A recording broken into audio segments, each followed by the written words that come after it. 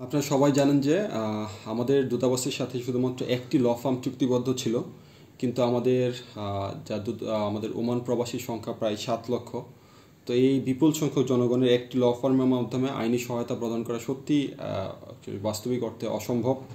তো এই জিনিসগুলো বিবেচনা করে আমরা 4টি ল ফার্মকে আমাদের সাথে আমরা চুক্তিবদ্ধ হয়েছি, যা এই বছরের ডিসেম্বর থেকে শুরু হয়েছে।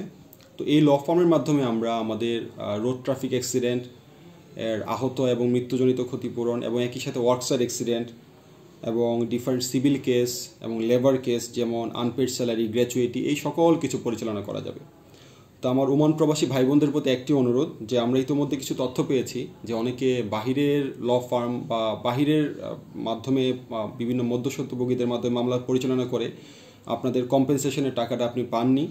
তো এই জিনিসগুলি রোধকল্পে আমরা ইনশাল্লাহ আপনাদেরকে অনুরোধ করব, যাতে করে দূতাবাসের যে আমাদের নিযুক্ত ল ফার্ম আছে, আমাদের দূতাবাসের মাধ্যমে আপনারা মামলা পরিচালনা করেন, আপনাদের সম্পূর্ণ কম্পেনসেশন আপনারা যথাসময়ে ইনশাল্লাহ পেয়ে যাবেন। এদেরকে আইনি সহায়তা দেওয়ার জন্য বাংলাদেশ দূতাবাস কর্তৃক 4টি আইনি প্রতিষ্ঠানের সাথে চুক্তিবদ্ধ হয়েছে। এই জন্য আমি সোহার প্রবাসীদের পক্ষ থেকে, ওমান প্রবাসীদের পক্ষ থেকে বাংলাদেশ দূতাবাসকে ধন্যবাদ ও কৃতজ্ঞতা প্রকাশ করতেছি।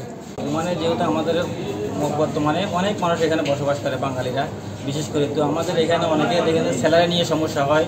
আবার অনেকে যখন রোড অ্যাক্সিডেন্টে অথবা মালিকের সাথে ঝামেলা হয়, মালিকের সাথে টাকা নিয়ে অথবা স্যালারি নিয়ে ঝামেলা হয়, তখন আমাদের বিভিন্ন সমস্যার ভিতরে পড়াতে হয় নাকি। তো সেজন্য বাংলাদেশ সরকার যেহেতু একটা উদ্যোগ গ্রহণ করেছে, 7 জন লয়ার নিয়োগ দিয়েছে, সেজন্য আমরা ইনশাল্লাহ আশা করি এখানে অন্তত ভালো কাজ হবে এবং তার পাশাপাশি আমাদের যে সুযোগ সুবিধাগুলো আছে ইনশাল্লাহ এগুলো কার্যকরী হবে।